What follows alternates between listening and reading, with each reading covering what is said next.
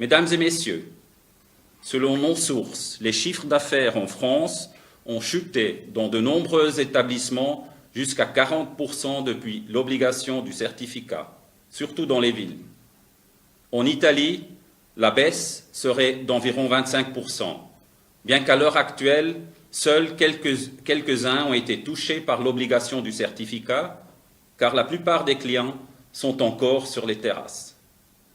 Il en sera de même en Suisse, d'autant plus que nous entrons à nouveau dans la saison froide. Le Conseil fédéral ne répond pas à la question de savoir comment il compte contrer ces conséquences économiques. La raison pour laquelle les mesures visent à nouveau le secteur de l'hôtellerie et de la restauration reste également sans réponse. La Confédération a-t-elle enquêté sur les effets de l'extension du certificat sur la gastronomie dans d'autres pays?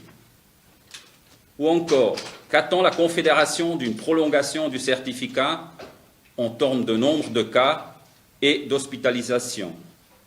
Et finalement, la question la plus importante, quels seraient les critères de référence pour que la mesure soit retirée?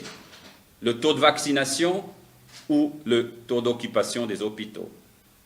GastroSuisse exige des réponses. Ce n'est pas parce que les pays voisins ont introduit une obligation du certificat inutile et discriminatoire que nous devons faire les mêmes erreurs. Si nous avions toujours copié toutes les mesures des pays voisins, l'hiver dernier, il n'y aurait pas eu de domaine skiable ouvert en Suisse. Nous étions le seul pays en Europe centrale à avoir les domaines skiables ouverts et il ne s'est rien passé.